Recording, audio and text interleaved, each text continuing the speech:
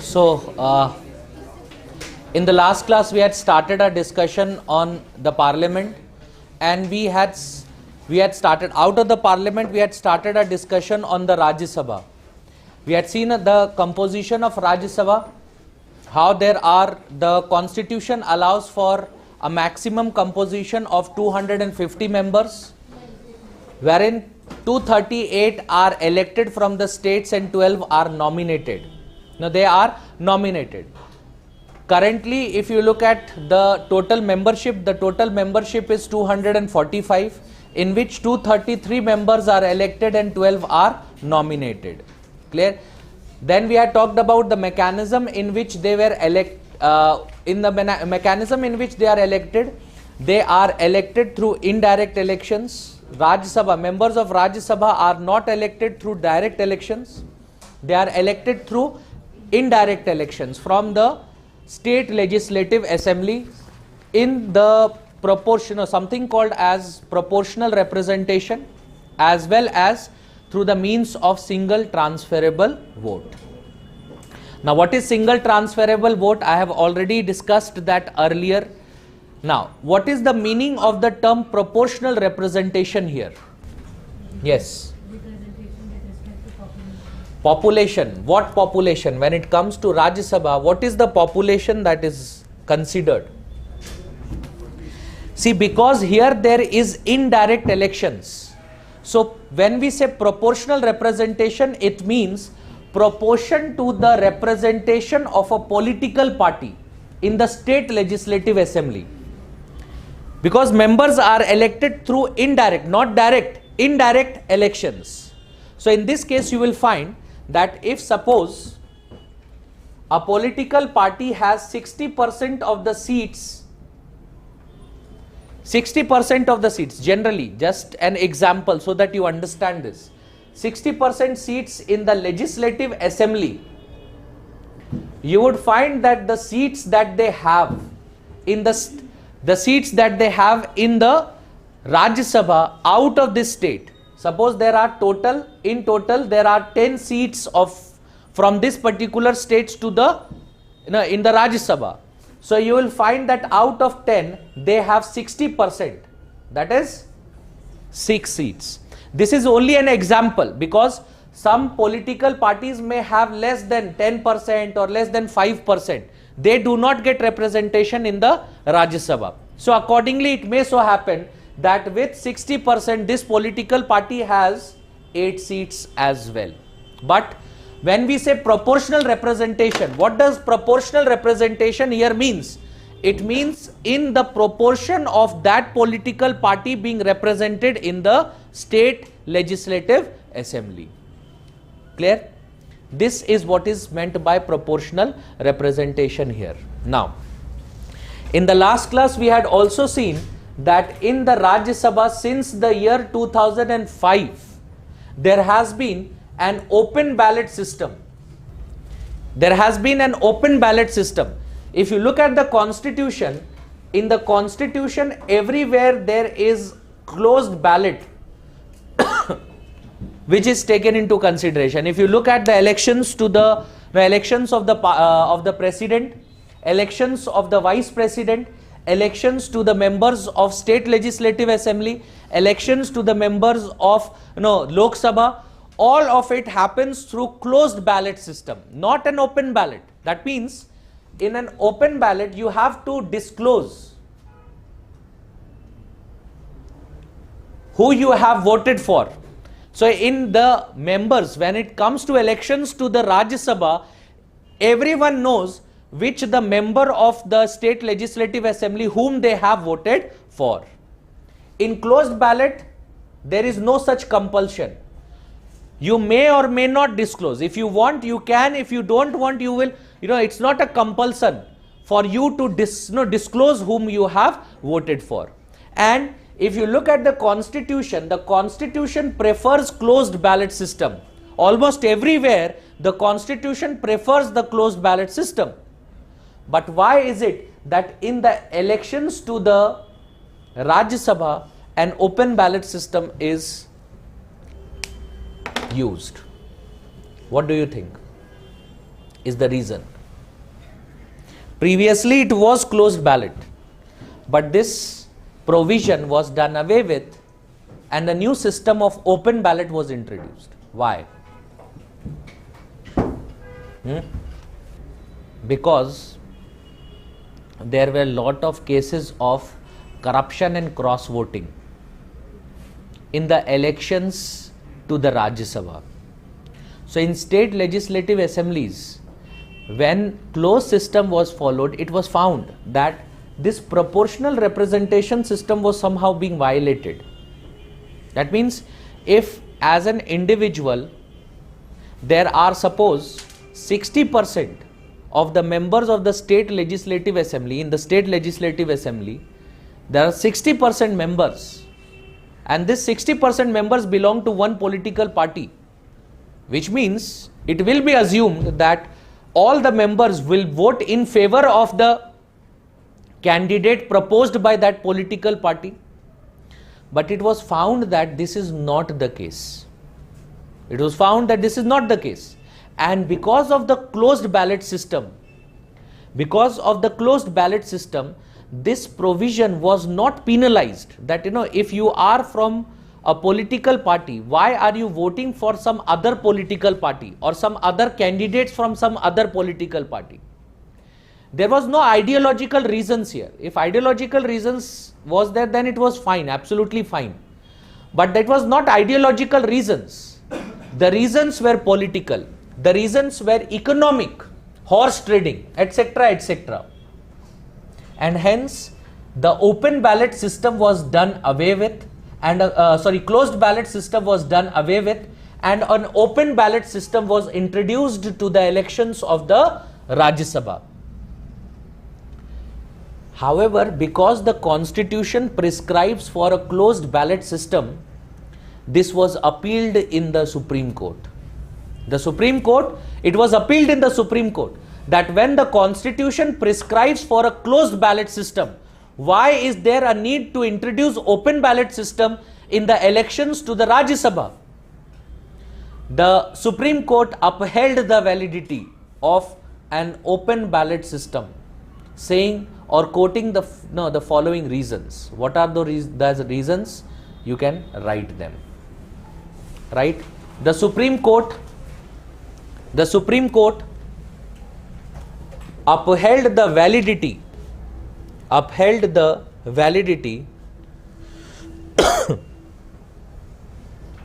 of the open ballot system because of the following reasons. First, the constitution allows for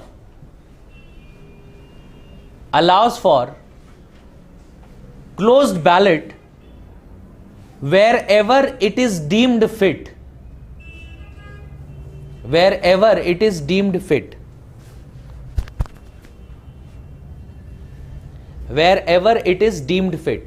Second point, to avoid cross voting and to wipe out corruption and to maintain integrity of the democratic setup.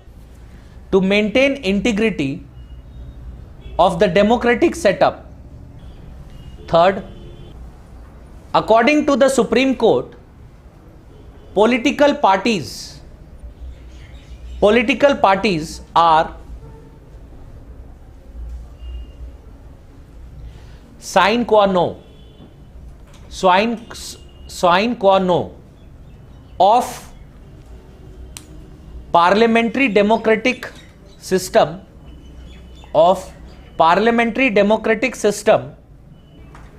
and the protection of party discipline can be introduced as an essential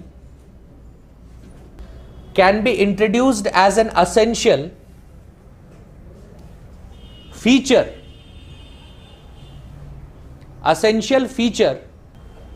to protect the purity of elections. elections. This means very essential. Sine qua non, that means very essential. Chief ingredient, it's like a chief ingredient. So according to the Supreme Court, these are the reasons. First reason the Supreme Court quotes is, why does it uphold the existence of an open ballot system? It upholds the existence of an open ballot system because the first idea is that according to them, the Constitution itself mentions or it talks about a closed ballot system wherever it is needed. So if it's not needed, if it's not mentioned there, then you can introduce an open ballot system.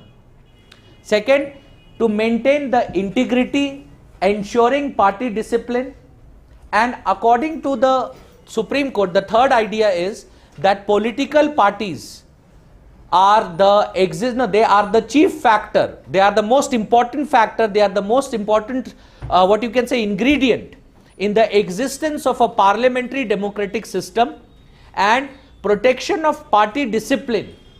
Without the protection of party discipline, the political parties will not exist and act in the manner that it is supposed to act. And hence, in protecting that, if there is introduction of a certain norm or a certain provision like open ballot system, it would still be considered as a constitutional idea. Thereby, the Supreme Court upheld the constitutional validity of this very provision. Clear? This is the basic idea of the Rajya Sabha. Now give a subheading, right? Special powers of Rajya Sabha. Special powers of the Rajya Sabha. Under Article 249 of the Constitution, under Article 249 of the Constitution, second, under Article 312 of the Constitution, 312 of the Constitution, and third, under Article 67 Clause B. Now, what are these provisions? I have discussed them earlier. 67B is related to removal of the Vice President. So, 67 Clause B is removal of the Vice President. And what is Article 249 and 312? What is Article 249 and 312? Go back to our discussion of majorities and see their special majority. Yes, what is 249? Power of the Parliament to legislate on the matters of state list. When? No, that is under Article 250. During emergencies. So what is the special power then? What is the special power? We are talking about the special power of the Rajya Sabha. Yahin par ho na? Are you here? Huh? If you are here, what is the question that I am asking? I am asking that how is it that under Article 249 Rajya Sabha gets special power? Because you are saying it is the power of the Parliament. If it is the power of the Parliament, so how come the Rajya Sabha gets special powers here? In removal of Vice President, that is fine. That is under 67B. I am talking about Article 249. 2/3 majority of each of the House. No, it does not. Present and voting. No, it does not. To continue emergency. No, it does not. See, under Article 249, listen to me very carefully. Under Article 249, the Parliament enjoys the power to enact a law on matters that are mentioned in the state list. On matter under Article 249, why are we treating it as a special power of the Rajya Sabha? It is considered to be a special power of the Rajya Sabha because the process is always initiated in the Rajya Sabha. And how is it initiated? The process is initiated when the Rajya Sabha passes a resolution by 2/3 majority present and voting. When the resolution is passed by the Rajya Sabha, now the Parliament enjoys the power to enact such a law. So under Article 249, what is the special power that the Rajya Sabha has? Does the Rajya Sabha have the power to make law on a state list, on a matter that is mentioned in the state list? No. The Rajya Sabha enjoys the power to initiate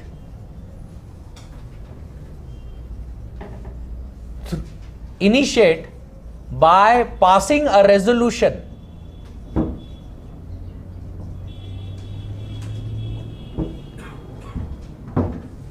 by 2/3 majority, at least 2/3 majority present and voting, thereby empowering the Parliament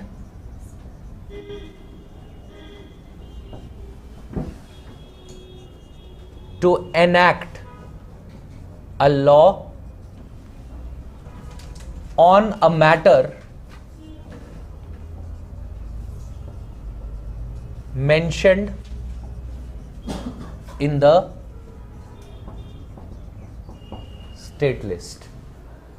Under Article 249, the Rajya Sabha does not enjoy the power to enact a law. The Rajya Sabha enjoys the power to initiate the process. It is always initiated by the Rajya Sabha. And how does the Rajya Sabha initiate it? Rajya Sabha initiates it by passing a resolution to this effect by at least 2/3 members present and voting. If they vote in favor of it, thereby now the Parliament is empowered to enact a law. So the Parliament enacts the law by simple majority. But what happens is that the process is initiated by the Rajya Sabha, is always initiated by the Rajya Sabha by doing what? By passing a resolution by at least 2/3 members present and voting in favor of the resolution. Clear? Have you understood this? So sometimes, this question is asked even in your prelims examination. Remember who has the power. The power is there with the Parliament.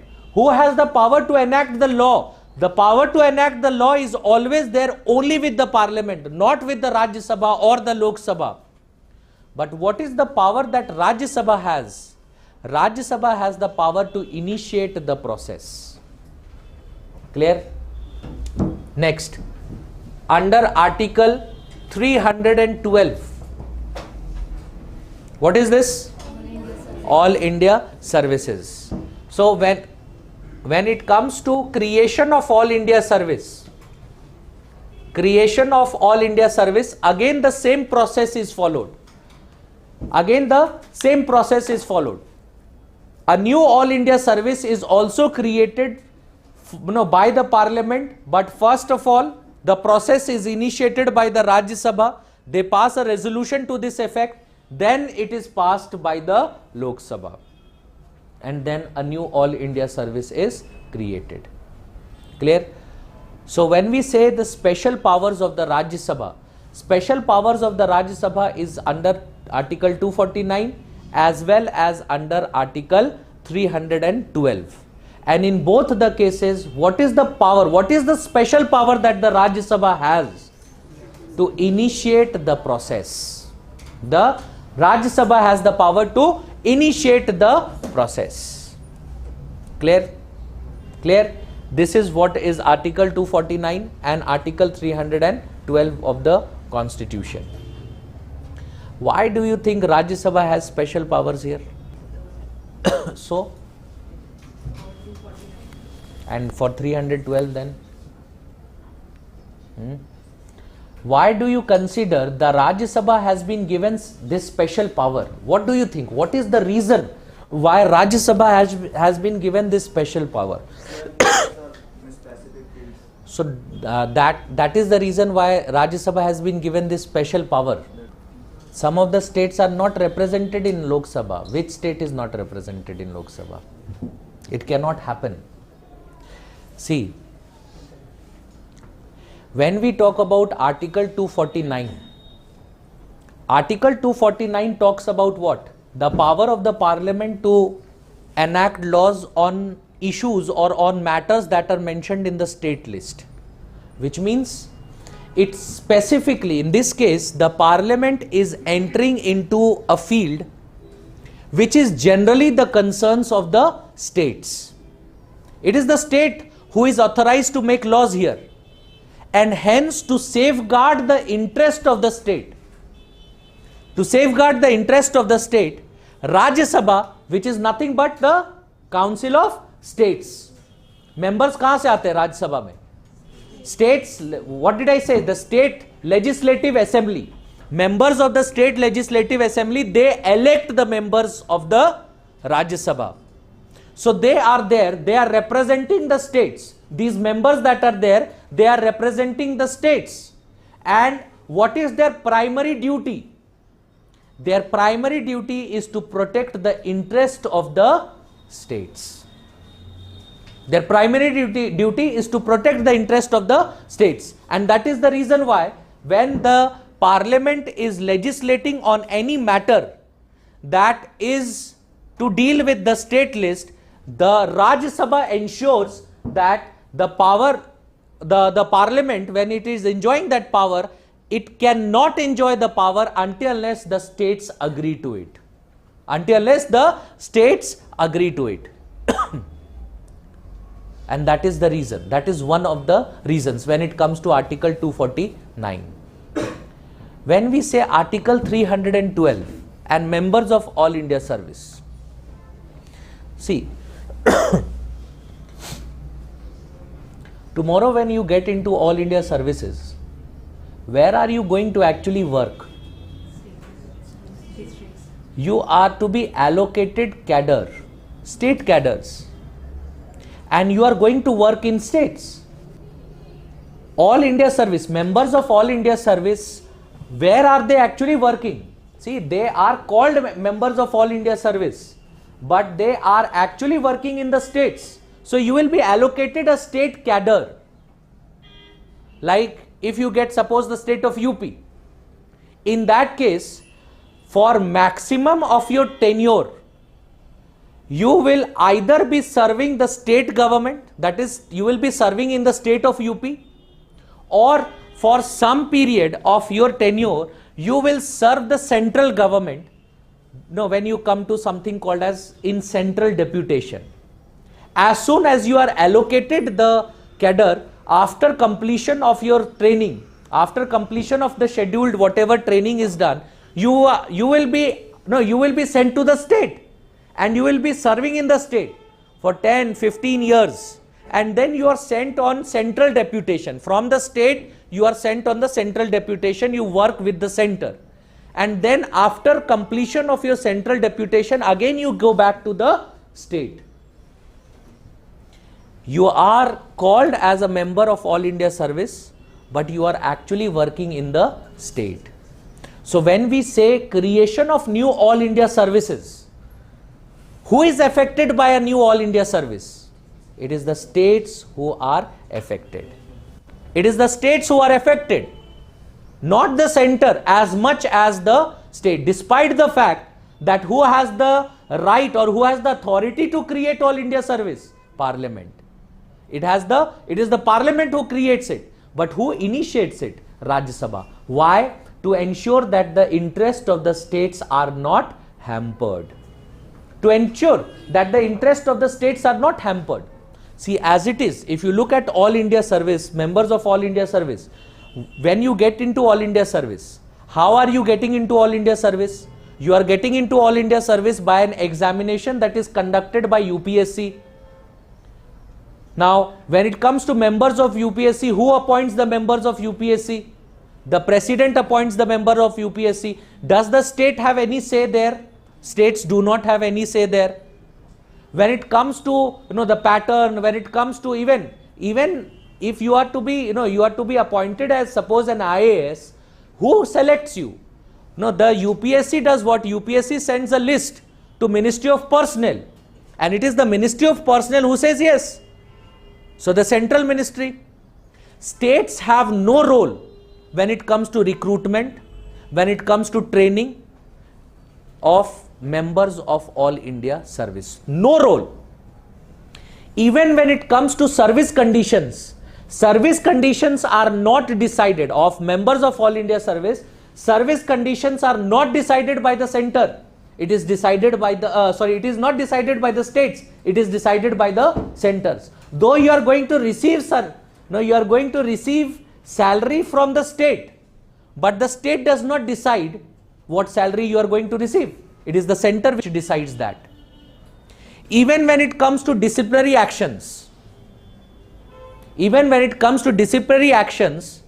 the state has very limited functions. The state executive can do what? The state executive can either suspend you or transfer you. That's it. The state executive has no power with respect to reducing your rank, removal from service, dismissal from service. The state executive has no role there. And who does that? It is the President of India who appoints you as a member of All India service, and the major disciplinary powers that are there, it is with the President of India, and the state has nothing to do with it. So who is primarily affected by All India services? Not the center. It is the states who are affected by the All India services. And that is the reason why Rajya Sabha, which is the council of states, because the states are getting, the states are getting representation there in the Rajya Sabha. So it is the council of state, and the members of Rajya Sabha, they do not have a constituency. Unlike the members of Lok Sabha who are elected from a constituency, the members of Rajya Sabha do not have a constituency. They are elected from a state, not from a constituency. So what is the primary duty of the members of Rajya Sabha? To protect the interest of the states. And that is what they do under Article 249 and under Article 312. Clear? Have you understood this idea? And that is the reason why this is what we discuss as special powers of the Rajya Sabha. Clear? This power has not been given to the Lok Sabha, that you can initiate the process. No, in no way you can initiate. Lok Sabha cannot initiate the process. It will always be initiated by the Rajya Sabha under Article 249 as well as under Article 312. Clear? Now give a subheading, right? Federal features of the Rajya Sabha. Yes. See, Rajya Sabha, what is the duty of the Vice President? So when it comes to we are going to discuss Lok Sabha also, and we are going to talk about the presiding officer of the Lok Sabha. Presiding officer of the Lok Sabha, how they are removed? Again by the Lok Sabha. Rajya Sabha has no role to play there. Clear? So the duty of the Vice President, the only constitutional duty that the Vice President has is to act as the presiding officer of the Rajya Sabha, nothing else. And that is the reason why Rajya Sabha has been given some special powers there.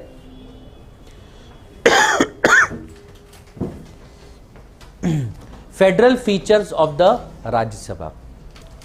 See, constitutionally speaking, in a federation, you will always see a bicameral legislature. A federation without a bicameral legislature will not be a federation. Because when we talk about federation, we are talking about equal division of powers. Division of powers between the center, that is the union, and between the states. And to ensure and protect these powers that the state has, what we do is we ensure or we give them appropriate say in legislations that are taken up at the union level. In legislations that are taken up by at the union level. And how do we do that? We create a house, a house, or when we are creating that legislature at the union level, what we do is, in that legislature we create a house wherein the representation is given to the states. Wherein the representation is given to the states. Just hypothetically, just assume that in India there is a union parliament, and in the parliament there is only one house, that is the Lok Sabha, and there is no Rajya Sabha. If there is no Rajya Sabha, how will we guarantee that the laws that are made by the parliament, the interest of the states are guaranteed there? Just for an example, let's take an example, again an hypothetical example to understand this. How is the constitution amended in India? The constitution is amended by the parliament, the union parliament. They pass a resolution for this, and there is a bill that is passed and it is amended. If there is no Rajya Sabha, so the bill is passed by only the Lok Sabha then. Now, in this case, can we say that the powers or the authority that is guaranteed to the Rajya Sabha under the constitution, that is protected? No. If the union legislature is there, and in the union legislature there is only the Lok Sabha, in that case the Lok Sabha will try, the union will try and concentrate powers. In that case, they will do what? They will deprive the Rajya Sabha of, they will deprive the states of their powers. So in always you will find that always in a federal structure, there will always be two houses. There will always be two houses, and one of the house that is there, that house will have representatives of the state, and their primary duty is to do what? Their primary duty is to protect the interest of the states. So when we say Rajya Sabha and the federal features of the Rajya Sabha, you would find that these features are what? Protecting the interest of the states. They are just there to protect the interest of the states. For example, you can write first point, emergency provisions. Emergency provisions. Under Article 352, 356 and 360. 352, 356 and 360. Now, when we come to our discussion on emergency, which we'll come to in a week or so, when we come to our discussion on emergency, you will find that the states, when national or for that matter state emergency, or for that matter financial emergency is imposed, in that case the states have very less powers. They are deprived of some ordinary powers that they have. Under Article 352, all the powers are transformed. As soon as a national emergency is proclaimed, all the powers that are enjoyed by the state executive and the state legislature, it automatically gets transferred from the state to the union. Similarly is the case with Article 356. When it is imposed in one state, the state legislature and the state executive now does not have any power. It is now enjoyed by the Parliament of India as well as the President of India. That is the reason why it is called as President's rule. Similarly, when it comes to financial emergency, you will find again the union during the tenure of financial emergency starts enjoying more and more financial powers, because nature is such, financial emergency. And in this case, what is the Rajya Sabha? What is the role of the Rajya Sabha? when it comes to passing the emergency, that means when it comes to agreeing, once the president has proclaimed emergency, it's not that automatically emergency will be there for unlimited period.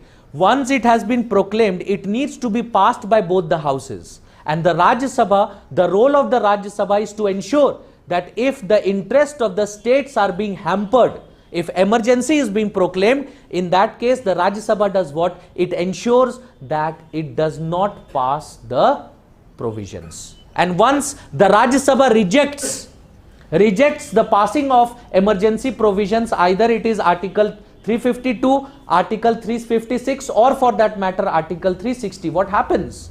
The emergency that has been proclaimed by the president automatically ceases to exist. So what does the Rajya Sabha do? The Rajya Sabha is protecting the interest of the states when it comes to the emergency provisions. Proclaiming emergency leads to all concentration of powers with the center. Rajya Sabha is there to do what? To prevent any such concentration of powers. So if the Rajya Sabha feels that there is no proper mechanism, or for that matter proper grounds on which emergency is being imposed, Rajya Sabha will do what? Rajya Sabha will not allow the bill or the resolution to be passed. Clear? Thereby doing what? Protecting the interest of the states. Second provision, Article 249 and Article 312. I have already discussed this. Article 249 and Article 312. I have already discussed how the Rajya Sabha protects the interest of the state. Third, Article 368. Article 368, that is amendments to the constitution. The best example of this is the GST. See, the GST, that is goods and services tax, that are there. Goods and services tax was not something that was conceptualized in the year 2015-16 and automatically implemented. No. For the first time, the concept of GST, goods and services tax, came into being in the year 2001. For the first time, it was conceptualized in the year 2001. So why was it that in the year 2001 itself, amendment to the constitution was made, and accordingly there was a GST council and the necessary setup was done?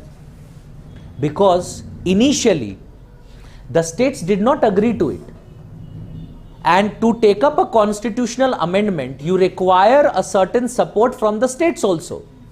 If you do not get that particular support from the state, constitutional amendment that you are trying to make, that is dead. Like what happened when Rajiv Gandhi tried to constitutionalize the bodies called as PRIs, Panchayati Raj institutions. It was constitutionalized by PV Narasimha Rao, 73rd and 74th constitutional amendment.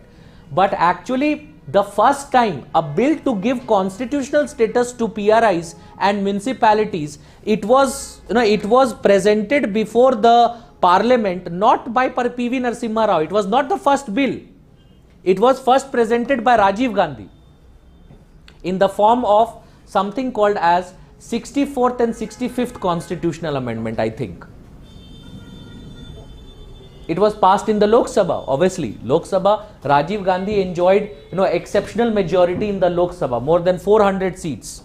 So it was passed in the Lok Sabha. But it was denied in the Rajya Sabha. In the Rajya Sabha, the bill was defeated. Why? Because Rajiv Gandhi wanted that the central union government should have control over the PRIs. And that was the part of the bill. The control, administrative, financial and other control over the PRIs, the bill that was presented by Rajiv Gandhi, in that particular bill, the control was exercised not by the state legislature and the state executive, it was exercised by the union executive. What did the Rajya Sabha do? It defeated the bill, did not allow the bill to pass, thereby doing what? Protecting the interest of the state. Because if you look at the original constitution also talked about PRIs, and if you look at the list where it was mentioned in the state list. So if it was mentioned in the state list, how could the union exercise control over it? Constitutionally, it should have been the states. And Rajiv Gandhi wanted that the power should be there of the union. And that is the reason why Rajya Sabha defeated the bill. The Rajya Sabha defeated the constitutional amendment bill, did not allow it to pass. So if you look at the examples that are there, whether we talk about GST, whether for that matter we talk about such steps like what Rajiv Gandhi wanted to do, and in all these cases, what is the role of the Rajya Sabha? The role of the Rajya Sabha is to protect the interest of the states, thereby doing what? Thereby acting as a federal body, federal institution. Okay? Third, the representatives of the Rajya Sabha are elected by the state legislative assemblies. So obviously it acts as an institution wherein the state is given membership. The representatives of the state are given membership. And finally, the last point here, in the election of the president and impeachment of the president, the election and the impeachment of the president, again Rajya Sabha plays a very important role. So when it comes to election of the president, or for that matter impeachment of the president, so Rajya Sabha has an equal say to that of Lok Sabha. Rajya Sabha has an equal say to that of Lok Sabha. Why? Because the office of the president is representing the country, which includes the states. So you cannot give this power to one institution such as the Lok Sabha and that institution itself is electing. No, that is not the case, and that is also true when it comes to impeachment of the president.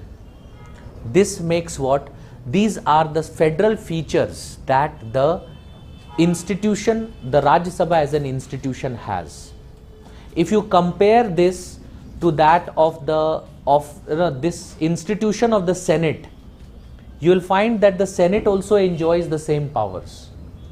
Like when it comes to the impeachment of the president, it enjoys equal powers to that of the House of Representatives. Senate enjoys equal powers to the House of the Representatives. I have not dealt with impeachment of the president of US. Don't worry, I will be dealing with it.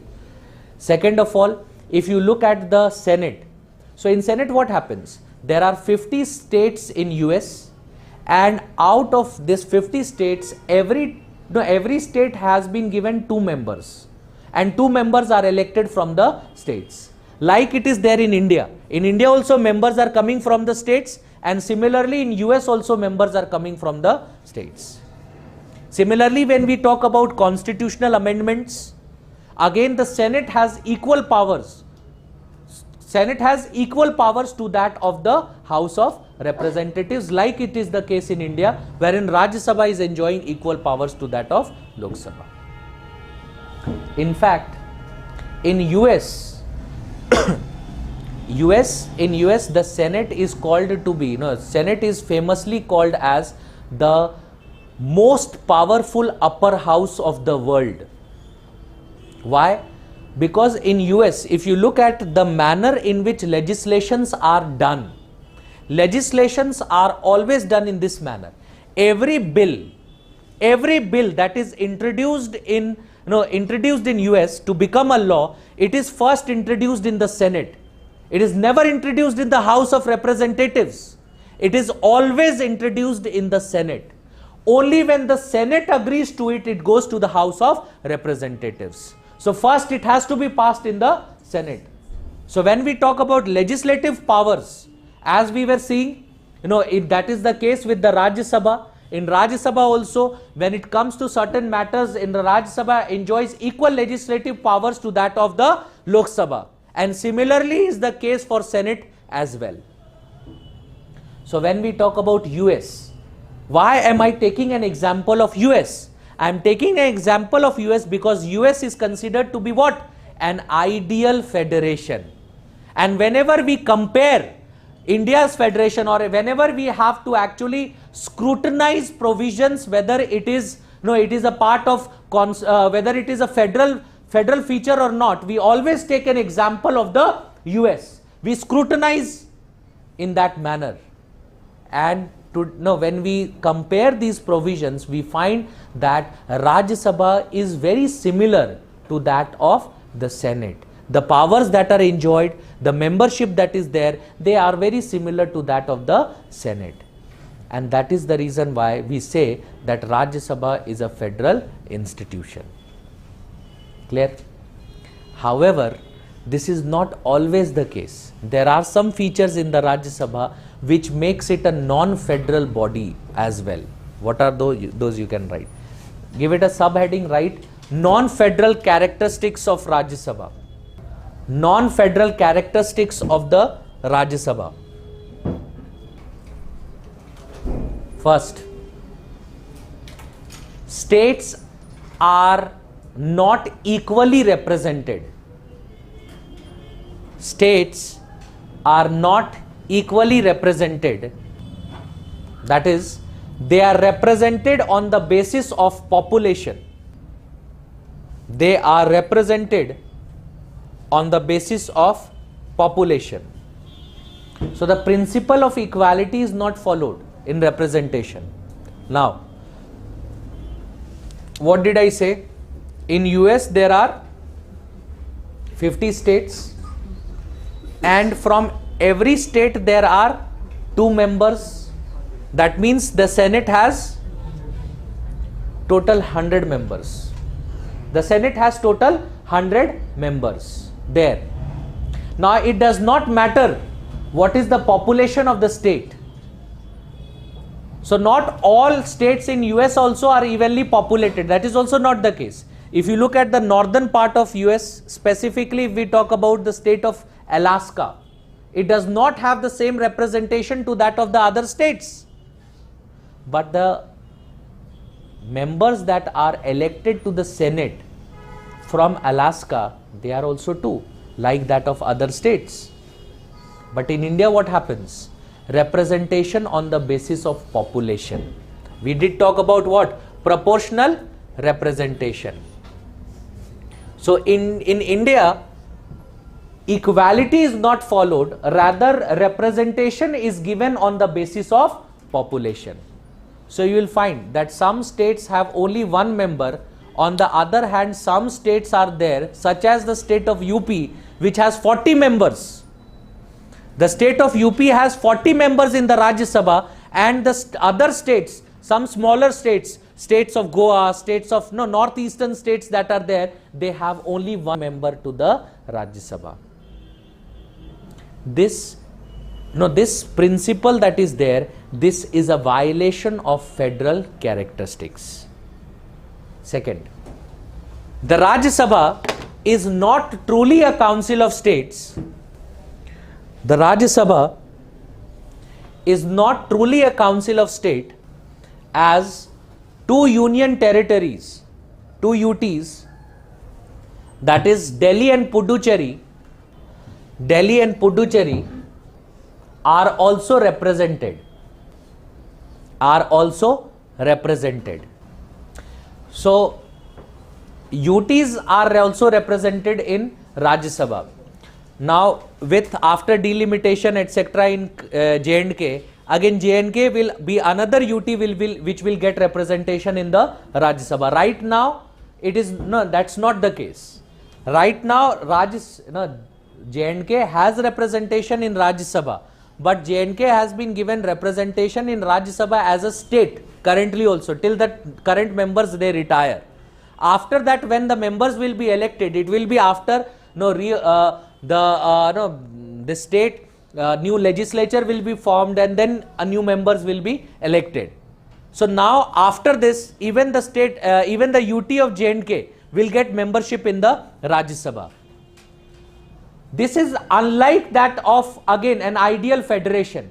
If we take an example of US, in US also there is a concept of something that is very similar to the Indian concept of UTs. There they are called as special districts. In India we call them as UTs. UT of Delhi, Puducherry are given membership there. Their UTs are not given membership. You will find their UTs are not given membership. In fact, there is something called as a District of California, and they exist. District of Columbia, not California, Columbia, that exists. They are given membership in the House of Representatives, but there they are not given membership in the Senate.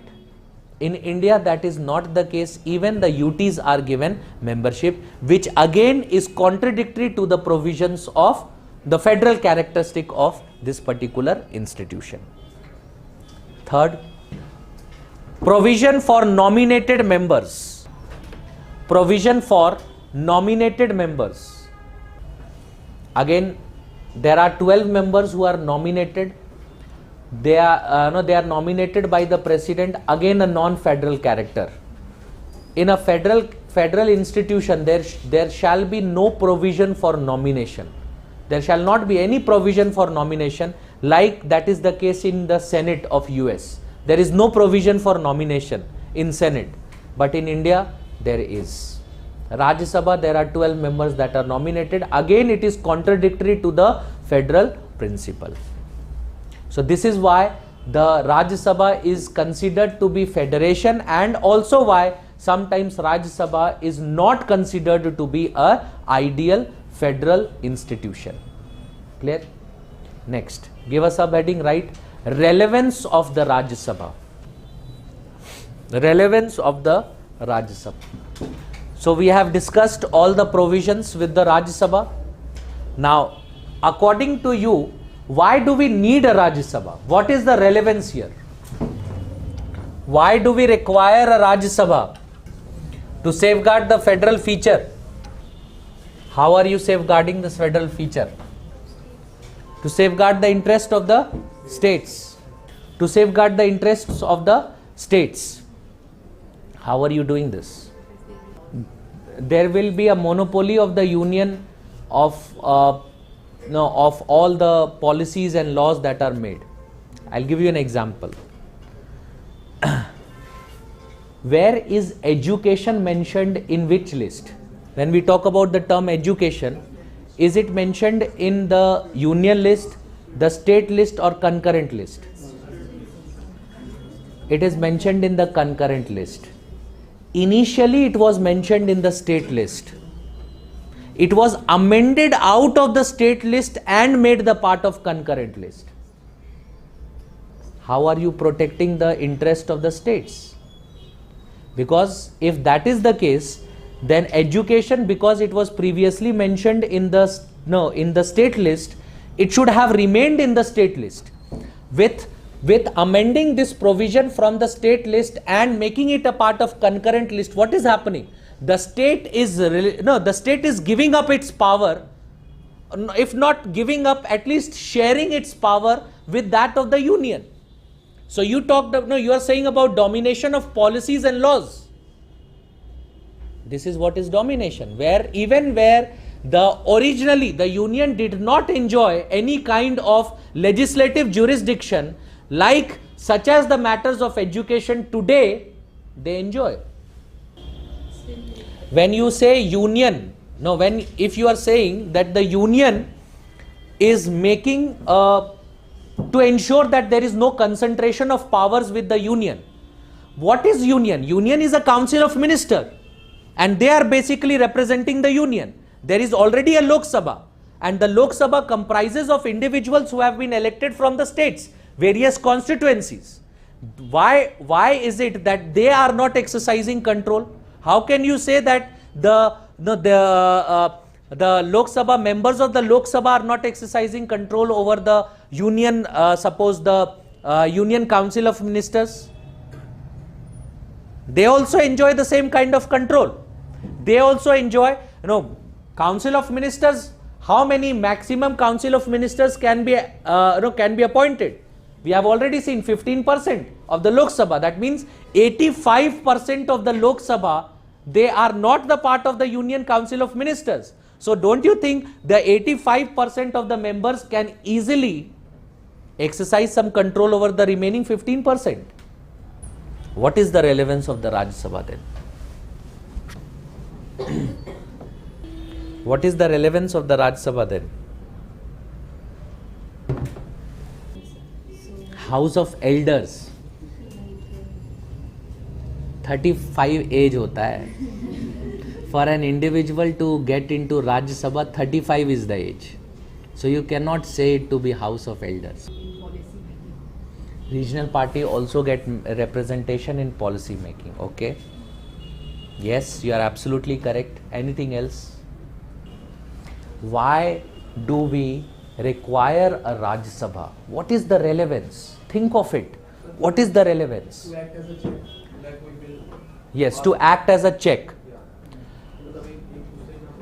Why are you saying that Rajya Sabha is acting as a check? Why not the Lok Sabha? What you say, I am absolutely fine with what you are saying, that yes, Rajya Sabha acts as a check. Like I have given you an example of Rajiv Gandhi government. So yes, that is absolutely correct. My question is, why do you think that Rajya Sabha is acting as an appropriate check and not the Lok Sabha? What you are saying is absolutely fine. You can make, whatever you have just said, you can make it more substantive by adding something. That is what I want. Because in the Lok Sabha, it is the Council of Ministers, they enjoy confidence of the Lok Sabha. And that is the reason why Lok Sabha will not necessarily act as an appropriate check. Dekho, anything that is done by the Council of Ministers in the Lok Sabha will generally agree to the decisions of the Council of Ministers, despite the fact that only 15% Council of Ministers comprises of only 15%. But it does not mean that the political party only has 15% representation. They have more than 50% representation in the Lok Sabha. So when you say that Rajya Sabha acts as a check, yes, it absolutely does. But how does it act as a check, or why does Rajya Sabha act as a check and effective check and not the Lok Sabha? Because when it comes to the Lok Sabha generally agrees to the decisions of the Council of Ministers. And when it comes to the Rajya Sabha is where the Council of Ministers are held accountable for their actions. That is one of the reasons. The second reason, what she said, that is actually thinking, what she has said is absolutely thinking about things. Dekho, when it comes to members of the states getting representation in the Rajya Sabha, go back to our discussion in the last class. Did we talk about something called as existence of coalition government? Did I talk about the timeline? Did I talk about how since the 1960s they were able to consolidate their position? Did I talk about how they get 30-40 seats in the Lok Sabha, but they are in the when it comes to the state, they are very powerful in the states. When we talk about India's multi-party democratic system, just look at the composition of the Lok Sabha, or forget about the composition of the Lok Sabha as of today. Just go back to the composition of the Lok Sabha in the 1980s. In the 1980s, or for the, if you look at it today, it is more appropriate. See, one political party enjoys 303 seats in the Lok Sabha. One political party enjoying 303 seats in the Lok Sabha. And the second political party is Congress, which enjoys somewhere around, I think 51 or 52 seats. They have. If they have 51 and 52 seats, and if you look at the other political parties that are there, there are few regional parties, and generally when it comes to the elections to the Lok Sabha, it is the national parties which dominate the election to the Lok Sabha. Even if in the state elections, you will find today Jharkhand election results are being announced. BJP has lost power there. It's very likely that they lose power there. See, if you see the Lok Sabha elections, you will find that out of the total numbers of seats that were there in Jharkhand, only one seat was won by Congress, and other seats were won by BJP. They won all the seats. If you look at the Lok Sabha if you look at Lok Sabha constituencies of MP, all the seats have been won by BJP except for one. All the seats have been won by BJP. Similarly is the case with Rajasthan. Similarly is the case with Karnataka. All these states that you see, you will find one political party that is dominating the elections of the Lok Sabha. But what happens as soon as the state election comes, things changes. And there are some regional parties who start playing very important roles. आप Delhi में देखो ना, आम आदमी party, if you look at the Lok Sabha, the 7 seats, out of the 7 seats, all the 7 have been won by the BJP. But when it comes to Delhi elections, you will find that BJP is very unlikely to retain power in the UT. What does this lead to? This ensures that the states, these regional parties or these multiple parties that are there, they also get representation or voice in the Rajya Sabha, because we have just seen how they are elected. Once they get representation in the Rajya Sabha, rather than acting on the lines of a national party, they tend to take into consideration even issues which are not necessarily national issues. They are issues which relate to their states, and they are able to look into those issues also. They are acting as effective check on the legislations or the bills that have been passed by the Lok Sabha. It is the Rajya Sabha that acts as what it can be famously described as a revisionary house. That is, it revises any decisions that have been taken by the Lok Sabha or by the Council of Ministers in a hasty manner without proper due deliberation, discussions and debates. And it is the Rajya Sabha, existence of Rajya Sabha, which ensures due deliberation, due debates, discussions, and only then laws are being made. Because the Council of Ministers enjoy majority in the Lok Sabha, it does not amount to that whatever legislations are being made by the Council of Ministers, it automatically gets a yes. Rajya Sabha ensures that there is due deliberation that is done. It is the Rajya Sabha.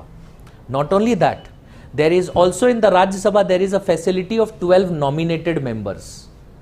12 nominated members, and this nominated members, they do what?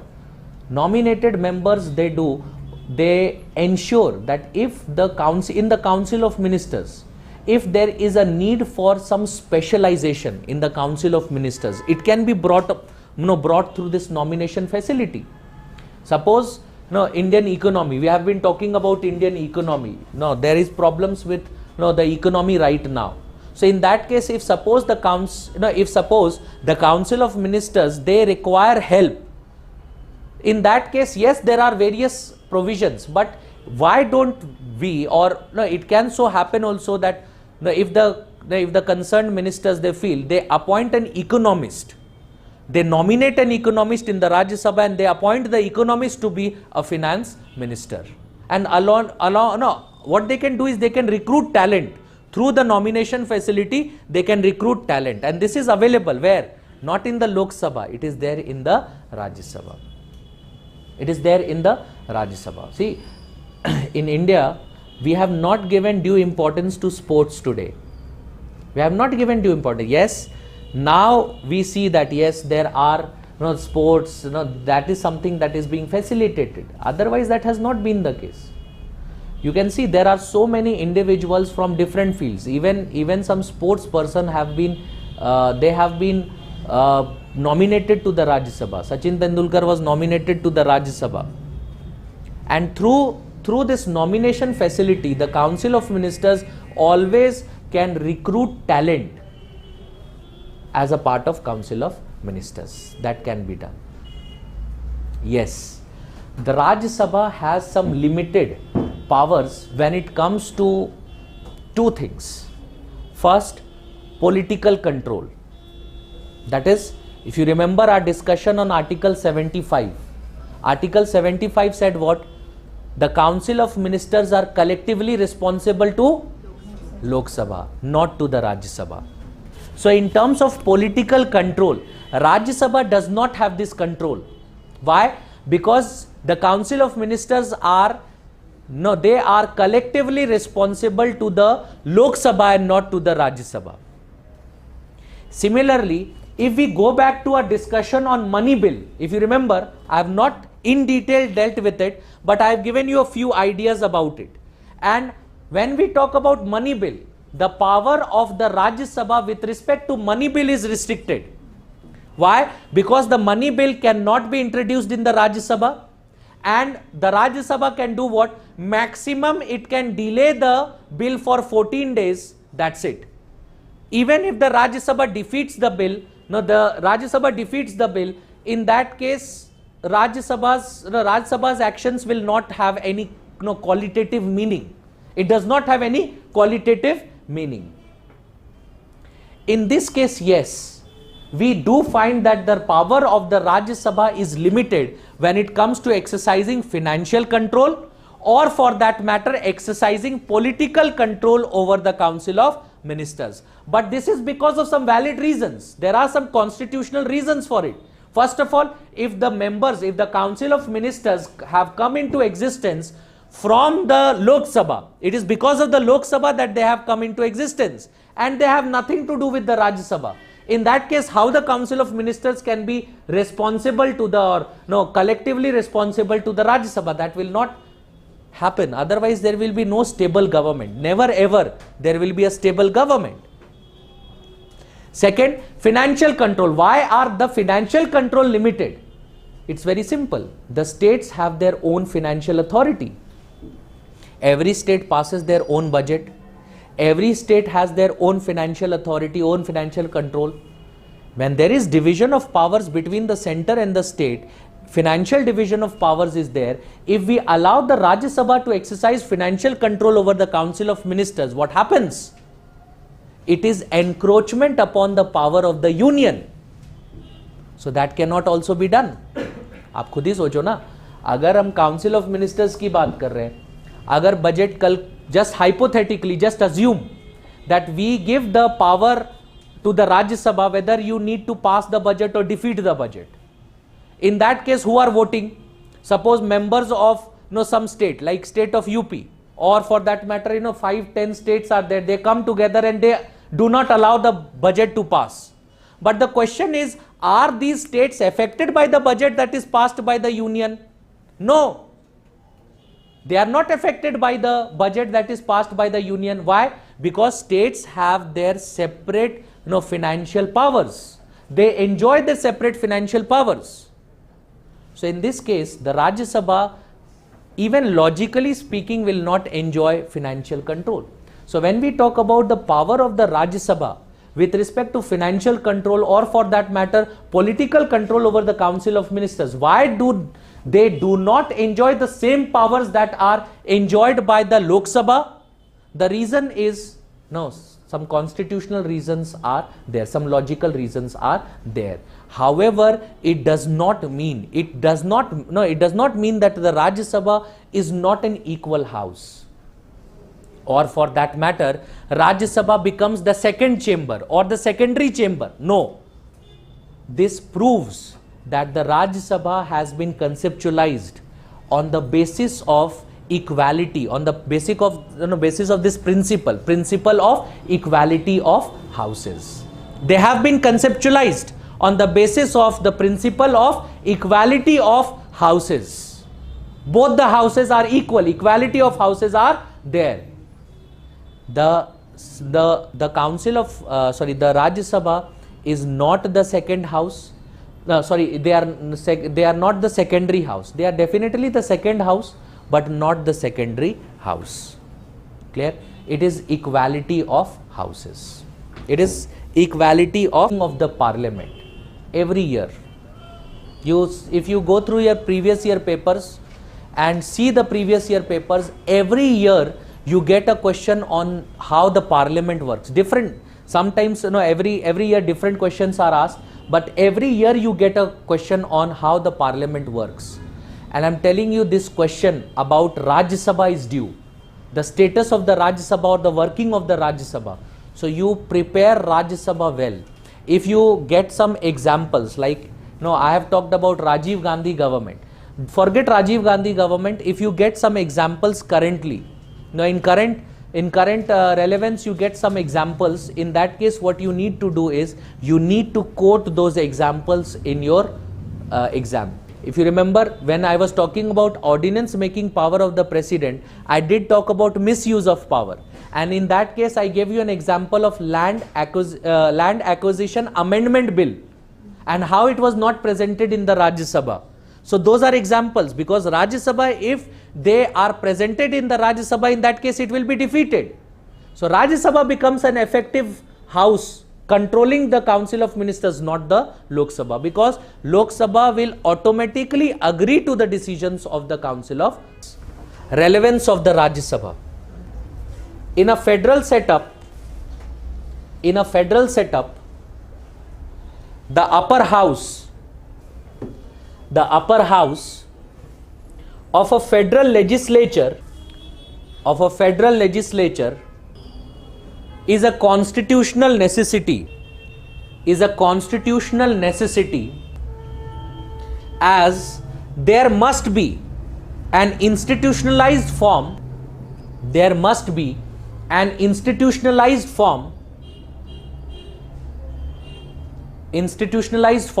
of representation for the states to protect their interests at the federal level. Therefore, the Rajya Sabha has been conceived on the principle of equality of houses.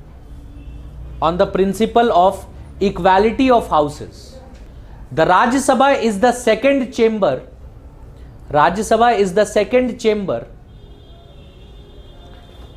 but not the secondary chamber of the parliament.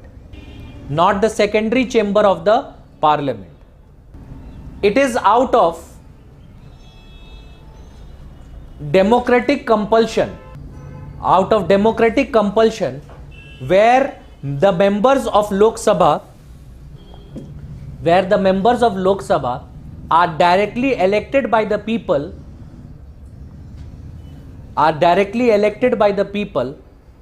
that the Lok Sabha has been given certain special powers, that is political and financial control,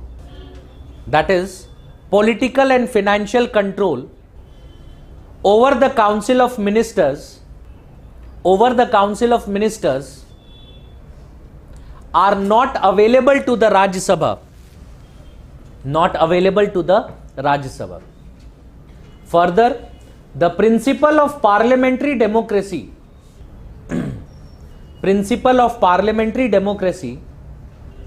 makes it necessary for the Council of Ministers to be responsible only to the Lok Sabha, only to the Lok Sabha. These two factors in no way compromise. These two factors in no way compromise the position of the Rajya Sabha, in no way compromise the position of the Rajya Sabha in a federal setup. In a federal setup. Next paragraph. The Rajya Sabha has been created as a revisionary chamber prohibiting any hasty decisions and legislations that may be passed by the Lok Sabha, being the popular house. The Rajya Sabha also provides opportunity for recruiting talent and expertise in the Council of Ministers.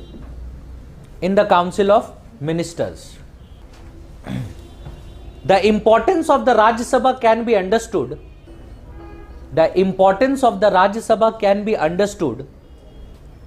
From the fact that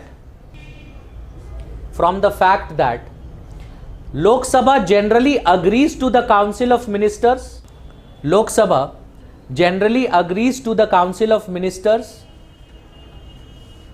And it is the Rajya Sabha that expresses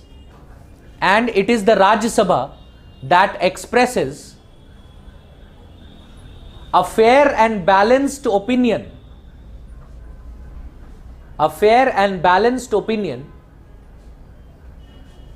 on the policies of the government.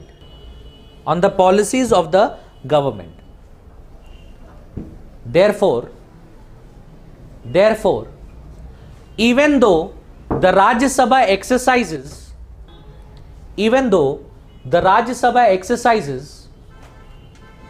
only a moral influence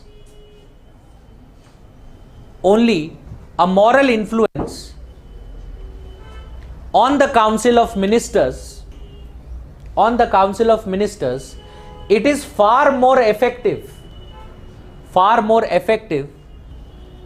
in controlling the Council of Ministers than the Lok Sabha. Next, Lok Sabha. With this, we complete our discussion on the Rajya Sabha. We move to the Lok Sabha.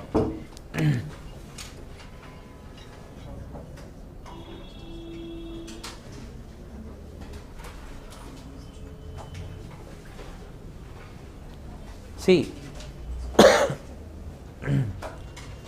Lok Sabha is the popular house.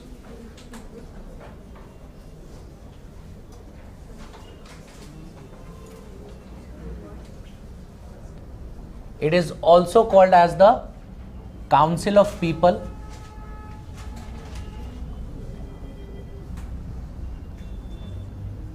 or the lower house.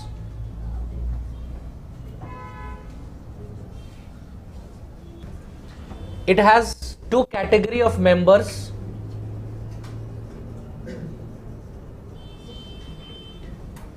Elected and nominated.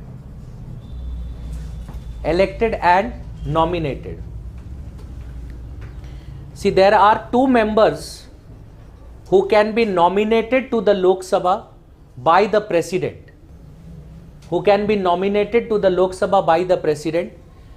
They are nominated from the Anglo-Indian community. If the President feels the Anglo-Indian community is not properly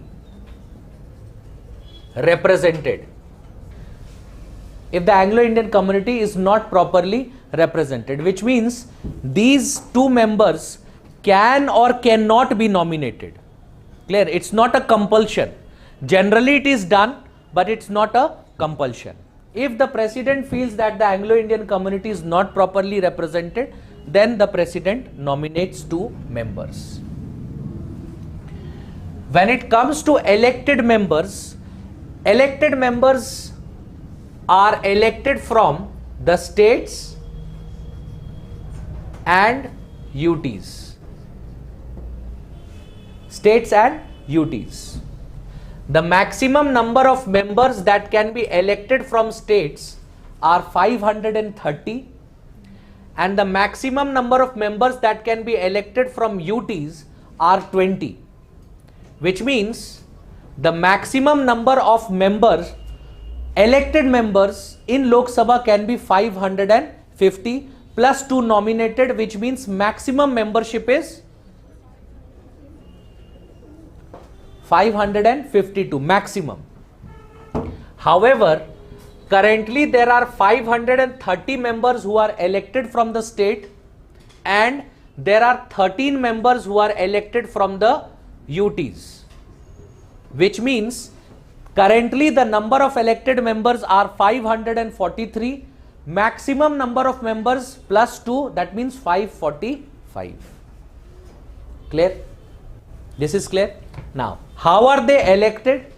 They are elected from single member constituencies. Single member constituencies. That is, the whole country currently is divided into 543 constituencies.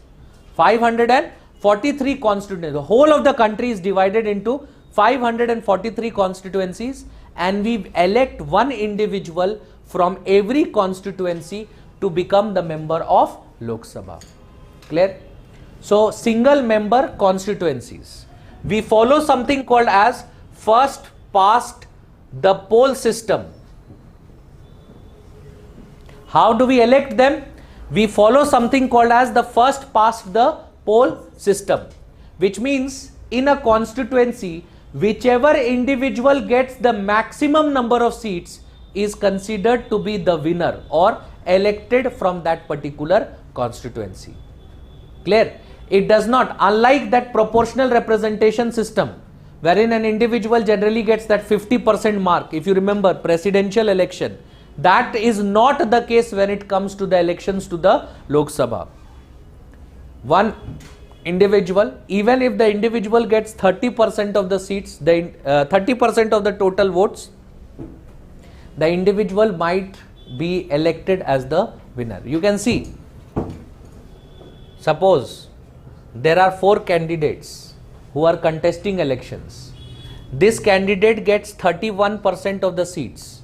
This candidate gets 25%. This candidate gets 25%. This candidate will get 19%, something like that. This is 100%. And who wins the election?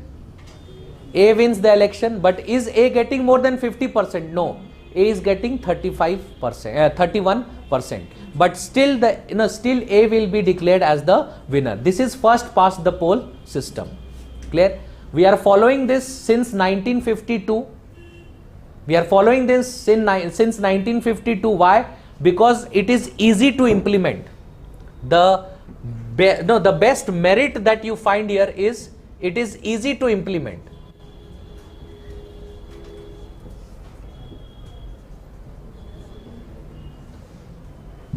Obviously, during independence, India's literacy rate was very low.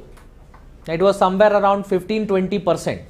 So, to implement a complicated system, it would have been a failure. It would have been a failure, and hence we chose the easiest mechanism of elections, which was first past the poll system. So now here there are suppose 40 members are there, 40-50 members are there, out of which if suppose 4 members decide to contest elections and one individual gets a vote of 10 members, he might win the elections. Despite the fact that the 30 other members are not being represented, they have not voted in favor of that individual, but still that individual gets elected. What is the what is the chief benefit? It is easy to implement. Clear? Low literacy rate in India, easy to implement first past the poll system. There are some problems also. There are so many problems with the first past the poll system. You can see the most important problem here. If suppose we are hypothetical situation is that 100% members, 100% of the individuals voters have voted from this constituency. That does not happen in India. In India, if in a constituency, if 70% of individuals are voting, that is considered to be a good number. So see, out of 70%, if 70% are voting, which means if any individual gets 36%, he is getting more than 50% of the votes polled. He is to win the election. But what happens is, because there are not two candidates, there are multiple candidates. So it may so happen that out of this 30%, out of this 70% that are polled, an individual only gets 20 or 25% and still wins the elections, which means 75% of the total members of that constituencies, voters of that constituencies, they have not voted in favor of that individual, but still that individual wins elections. Are you getting this idea? Have you understood this? Similarly, what happens? There is no parity between the number of or percentage of votes polled and the percentage of seats that an individual or a political party gets. Let's take an example. We were discussing about Delhi. So in 2014 elections, Aam Aadmi Party polled what percentage of total votes?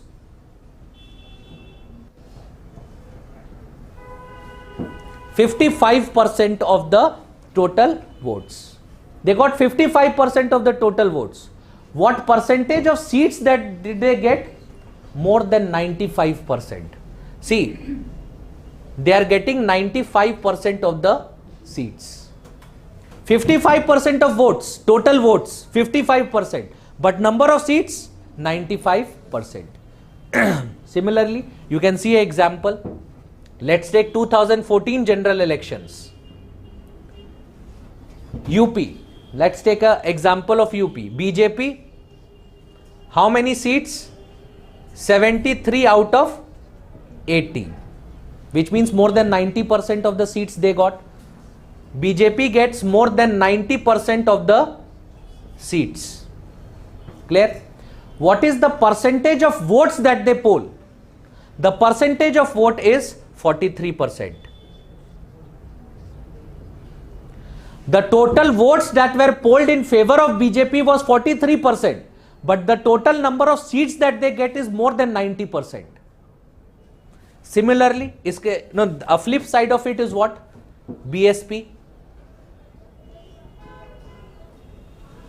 2014 elections, BSP. What is the percentage of votes that they get? 23%. What is the seats, number of seats that they get? 0.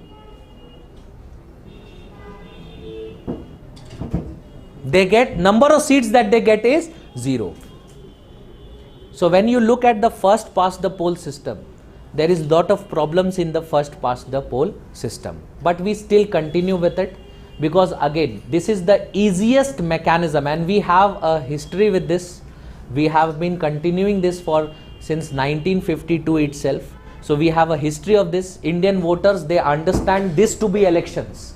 हमें यही लगता है that this is how elections are conducted, but actually this is not. You will find there are number of other countries which do not follow first past the poll system. If you look at Europe, in Europe this first past the poll system is not there except for UK. Except for UK, they also follow first past the poll system. But what happens there is that UK has somehow transformed into a two-party democracy.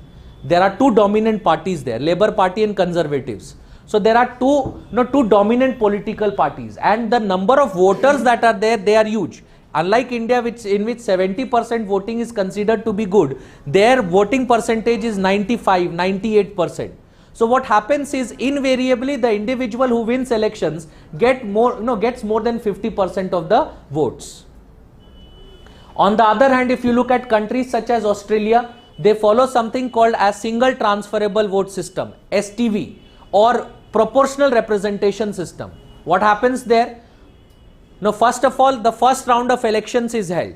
If an individual is not able to win elections, that means no one gets 50% of the votes. In that case, the second round of voting is done, and in this case, only two individuals contest elections. All the others, that means two individuals who have polled the highest, only they contest elections and others are removed from the race. In certain countries such as Italy, countries such as Spain, what they have done is they have come up with a different system. In their system, partially the parliament is elected, the legislature is elected through something called as proportional representation, and partially through single transferable vote. Partially. Why? Because if we go for proportional representation system, in proportional representation system also there is a problem, the problem of political instability. In India, the general elections that have happened over a period of time, not even one single political party has been able to get more than 50% of the total votes. The highest that was polled by Rajiv Gandhi when he achieved, or he got something called as 49.5%. That was the highest that was polled by Rajiv Gandhi. No one has able to secure 50% of the seats. But if you do not get 50% and you go through proportional representation, what happens? Political instability. No political party will come to power. And that is the reason why countries such as Italy, etc., they have transformed their system into partially this and partially proportional representation system. However, in countries such as Brazil, there is a different mechanism. There it is called as list system. What happens there is the whole country is treated as a single constituency. You do not vote for a candidate, you vote for a political party there. You vote for a political party. And at the eve of elections, every political party is, they do what? They submit a certain list to the concerned election commission. So they will, if suppose there are 200 members, 200 seats in the parliament, so they will do what? They will submit a list of 200 candidates, hierarchically arranged. And if suppose a political party gets whatever percentage of seats, suppose a political party gets 55% of the total seats. So 55% of 200, 110. No, 110. So the 200 list that they have submitted, out of that the first 110, they get the membership to the parliament. So there is a proportionate representation. That means the political party gets this percentage of votes and the similar percentage of representation in the legislature. That is called as a list system. Whenever you talk about electoral reforms, the first thing that you are going to mention is the problems with the first past the poll system, and you are going to recommend that we should, time has come wherein we move to the next or another mechanism. We adopt another mechanism. Why? Because you can see that in a country like India, in a constituency, only an individual securing 25 to 26% of the valid votes, the individual wins or wins elections. And that is the reason why you will find in India, if suppose in this constituency, suppose there are 30% Muslims or 30% Hindus. So as a candidate, I don't have to take care of everyone. I have to only take care of that 30% of the population, because if they vote for me, I am going to win elections. And that is the reason why you will find in India there is so much communalism that is present in Indian elections. One of the reasons is first past the poll system. If you remove this, now what happens? To contest and win elections, you will have to satisfy majority of the section, not only one particular religion or something like that. That is not how it is going to work. And that is the reason why we need to reform this. Clear? Have you understood this? So this is how members of the Lok Sabha are elected. Clear? Now, what is the tenure of the Lok Sabha? Tenure of the Lok Sabha is 5 years.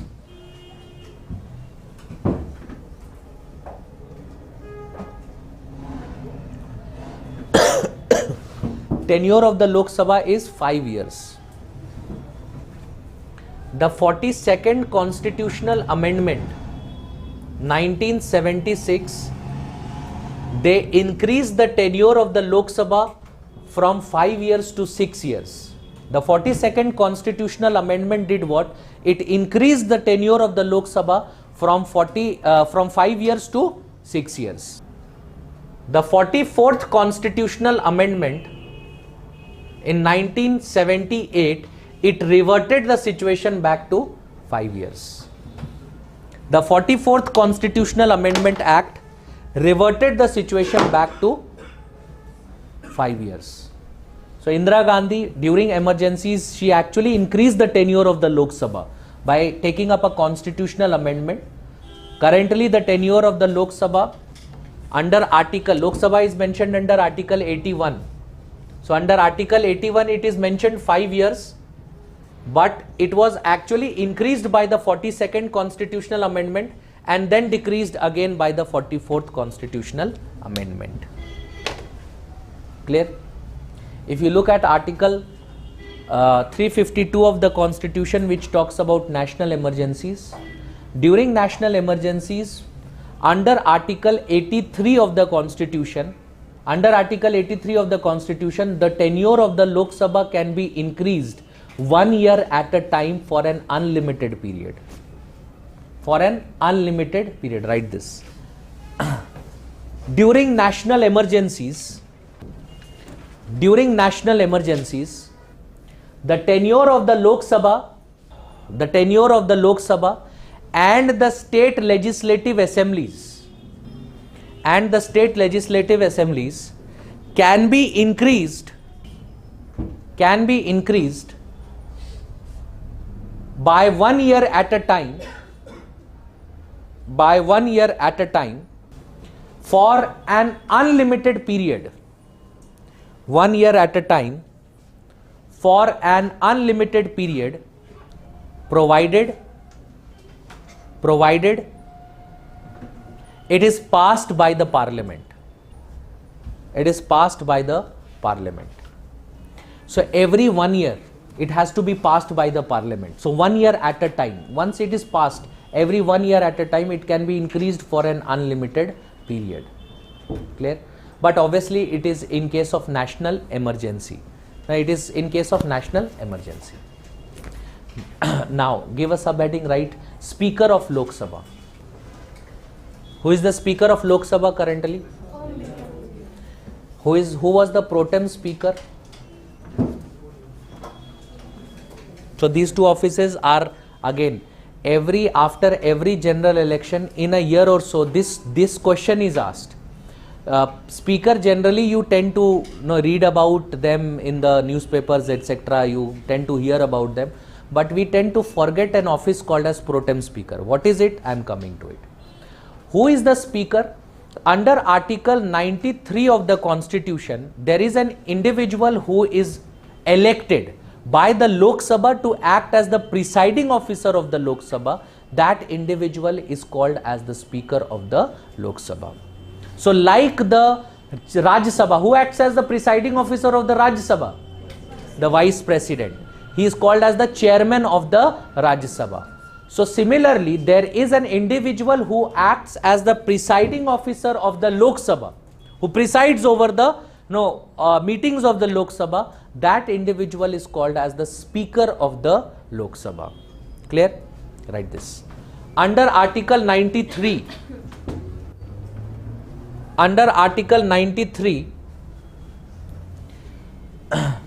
the Lok Sabha elects a Speaker and Deputy Speaker,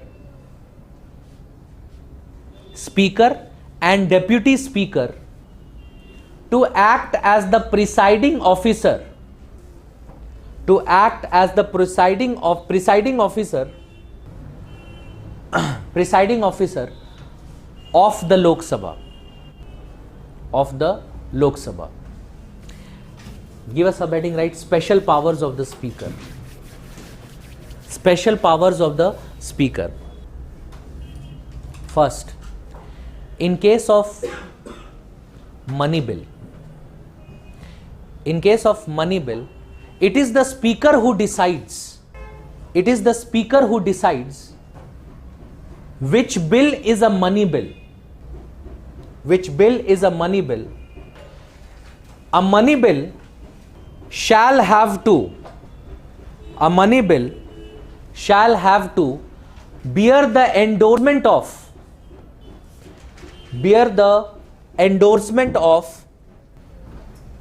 the Speaker of the Lok Sabha, the Speaker of the Lok Sabha, and his decision is final and binding in this regard. Is final and binding in this regard. Underline this, final and binding. It cannot be challenged. It cannot be challenged in any court of law. When we say final and binding, this is what it means. It cannot be challenged in any court of law. So when it comes to money bill has to be signed by the speaker. It should carry his endorsement. Once a bill carries the endorsement of the speaker, that bill automatically becomes a money bill. The bill automatically becomes a money bill. Second point, among special powers, it is the Speaker of Lok Sabha, it is the Speaker of the Lok Sabha who presides over the joint sitting of the Parliament. Joint sitting of the of both the houses of the Parliament. You can write in this manner, both the houses of the Parliament. Third, so we are going to talk about Article 108 of the Constitution. Article 108 of the Constitution provides for joint sittings, and whenever joint sittings are held, joint sittings of the houses of the Parliament are presided over by the Speaker of the House. The Vice President is not present. The Chairman of the Rajya Sabha does not preside over it. It is the Speaker of the Lok Sabha which presides over the joint sitting. Clear? So whenever joint sitting is done, in that case you will not find the Vice President being present in the House. It is the Lok Sabha, the Speaker of the Lok Sabha who presides over the House. Third, the committees of the Parliament, essentially function under the control of the Speaker,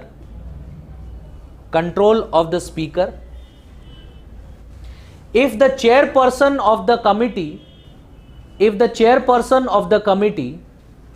is to be appointed or nominated, it is the Speaker who appoints and nominates. If the Speaker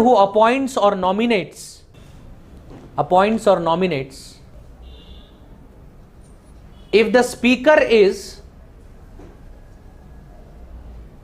elected to a committee,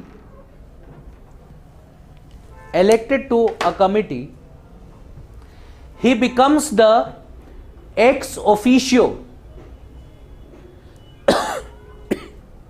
He becomes the ex officio chairman. Of the parliamentary committee. Ex officio chairman of the parliamentary committee.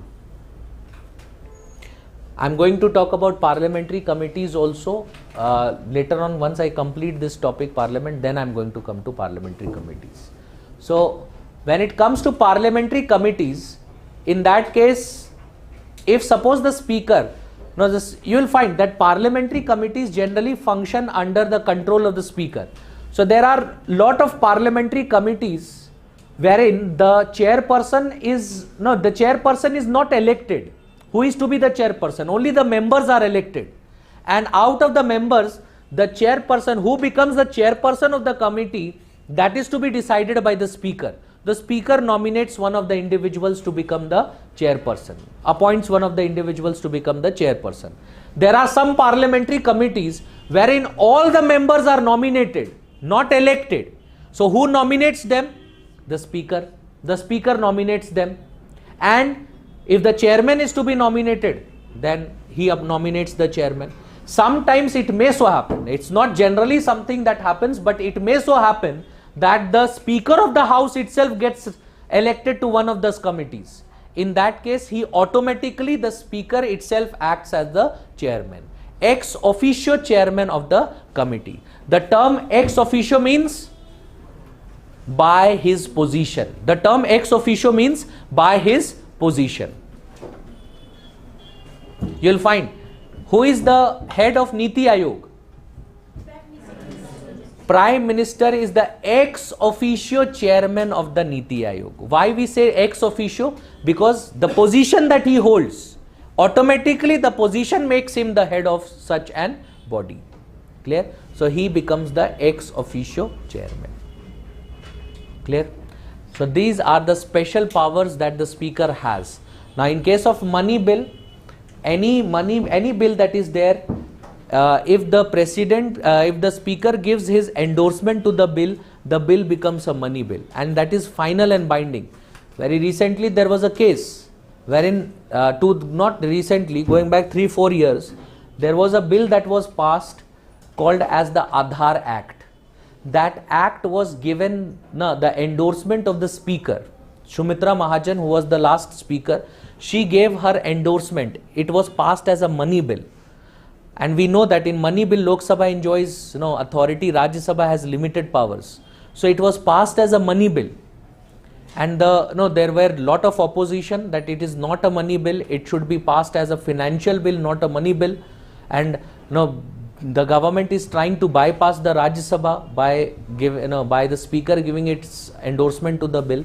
It was challenged in the court. The court said, I am not going to hear the matter. It is final and binding. The decision of the speaker is final and binding. Clear? Give us a heading, right? Special position of the speaker.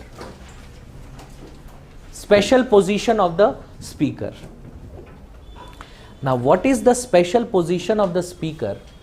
To understand this, we have to refer to Article 94 of the Constitution. What does Article 94 say? Now, we know that the Lok Sabha has a tenure of 5 years. Lok Sabha has a tenure of 5 years. When Lok Sabha is dissolved, all the members of the Lok Sabha, they go out of office. They are no more in office. They are all out of office. They all go out of office, except the Speaker of the House. The Speaker of the Lok Sabha remains in office. At this particular moment, that means after the Lok Sabha has been dissolved, until the new Lok Sabha is constituted, there is only one individual who is in office, that is the Speaker of the Lok Sabha. The Speaker of the Lok Sabha acts as an individual representing the Lok Sabha, which means that when the President has dissolved the Lok Sabha, it does not mean that Lok Sabha as an institution has been dissolved. No, Lok Sabha exists as an institution. What is to happen is that new elections are to be conducted so that new members are elected to the Lok Sabha. Lok Sabha as an institution exists and Lok Sabha is not dissolved. As an institution, yes, as the house, that Lok Sabha, you will find we tend to represent Lok Sabha by numbers. 16th Lok Sabha, 15th Lok Sabha. So when we say suppose 15th Lok Sabha, so 15th Lok Sabha has dissolved, but Lok Sabha as an institution has not dissolved, and there is about, elections are to happen and a new Lok Sabha, the 16th Lok Sabha, is to be constituted. So when the president dissolves the Lok Sabha, it does not mean that Lok Sabha as an institution is over. Lok Sabha as an institution exists, and to ensure its existence, Article 94 of the Constitution says that the Speaker of the House will remain in office. And when does the Speaker resign? When the new Lok Sabha is constituted. As soon as the new Lok Sabha is constituted, all the members of the new Lok Sabha the Lok Sabha for the first time meets. Just before the Lok Sabha for the first time, a newly constituted Lok Sabha meets, the Speaker of the House resigns, because now the new Lok Sabha has been constituted. So when we talk about the special powers, what is the special power? During this particular period, the Speaker of the House is representing the Lok Sabha, acting as what? In India, see, what does the Lok Sabha represent? It is a symbol of democracy. So when we dissolve the Lok Sabha, it does not mean that the Lok Sabha or democracy as an idea or a philosophy or a mechanism is over. That is not the case. And during this particular period, the Speaker of the House, the Speaker of the Lok Sabha, acts as the representative of the Lok Sabha as an institution. That is the reason why we say the Speaker of the Lok Sabha has a special position. It has a special position. Clear? Have you understood this idea? देखो सीधी सी बात है that as soon as, because the Lok Sabha can continue for only 5 years. Yes. During national emergencies, what you can do, you can extend the term for 1 year at a time. But because it says that the Lok Sabha can continue for 5 years, which means when 5 years, as soon as 5 years is about to complete, before that elections are to be scheduled, elections are to be held, new Lok Sabha has to be constituted. Clear? During this period, that means when the old Lok Sabha has dissolved and the new Lok Sabha has to be constituted, it does not mean that Lok Sabha as an institution has dissolved. And to ensure that this is not the case, the Speaker of the House will remain in office, and when the new Lok Sabha is constituted, just before the constitution of the new Lok Sabha, the Speaker of the House, the Speaker of the previous Lok Sabha resigns. This is the special position of the Speaker. It has been mentioned under Article 94 of the Constitution. Clear? Write this. Under Article 94,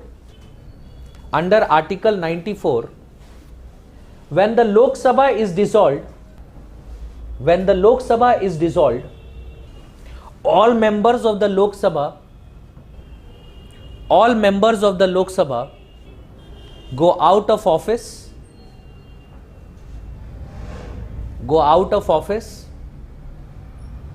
However, the Speaker continues in his office.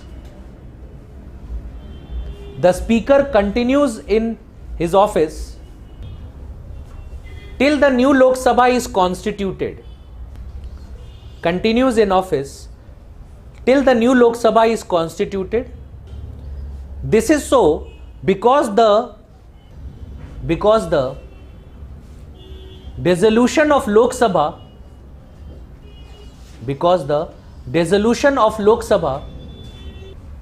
does not bring an end to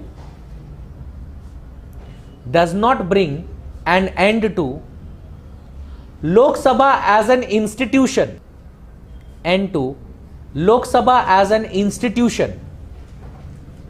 Therefore, the Speaker continues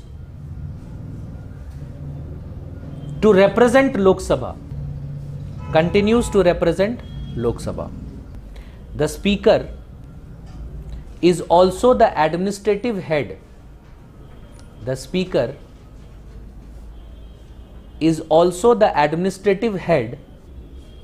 Of the Lok Sabha Secretariat. Next, give a subheading, right? Pro tem Speaker or Speaker Pro tem. Pro tem Speaker or Speaker Pro tem. See, as soon as the new Lok Sabha meets, now elections have been held, every individual, they have been elected from their constituencies.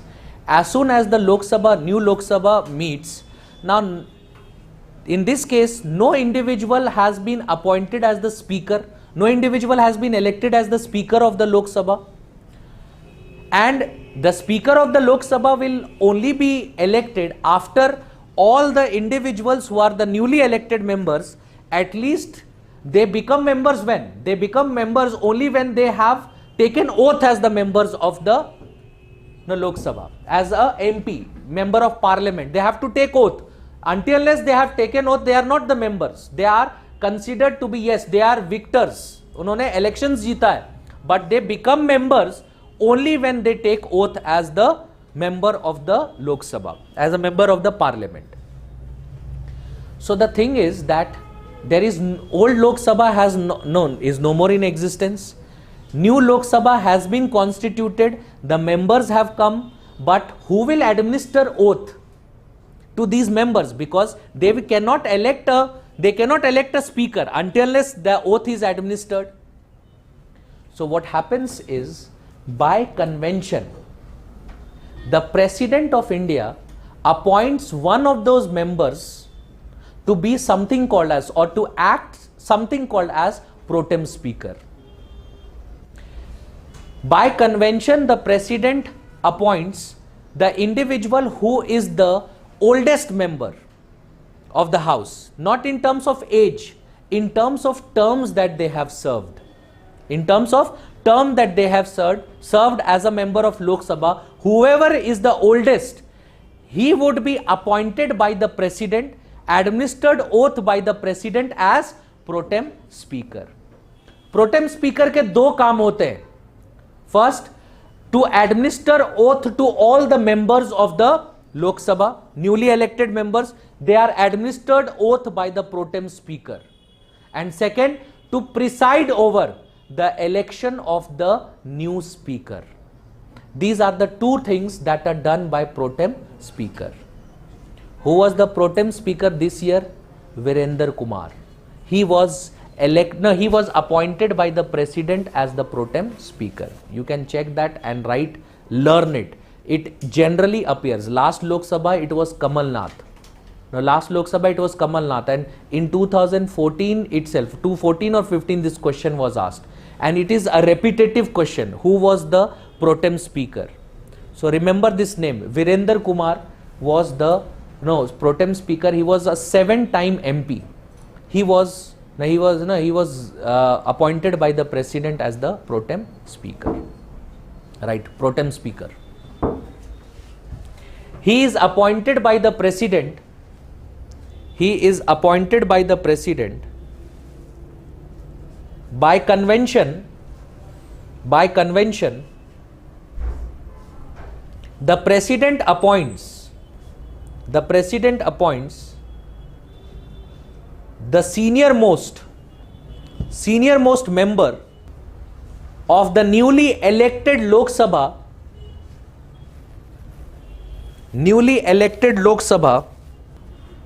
on the basis of number of terms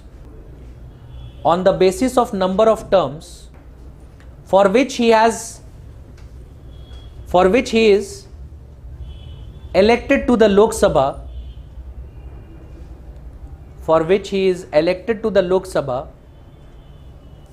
as speaker pro tem. The oath of office of the speaker pro tem as the member of the Lok Sabha is conducted by the President. Underline this last sentence. Conducted by the President. The speaker pro tem performs two functions.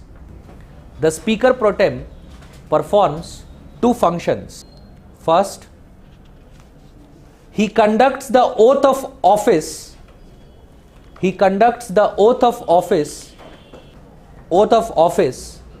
for newly elected members to the Lok Sabha, newly elected members to the Lok Sabha, and second, he presides over the election. He presides over the election of the new speaker. Clear? So remember the name Virendra Kumar. This is where I end today. We have almost completed our discussion on the Lok Sabha and speaker. Tomorrow when we meet, I will be starting with comparing the office of the Speaker of India to the office of the Speaker of House of Representatives and to the office of the Speaker of House of Commons. We do this, then we move to the Lok Sabha, special powers of the Lok Sabha. Once we complete the special powers of the Lok Sabha, so after that we come to some very important discussions like bills, etc., etc. Thank you.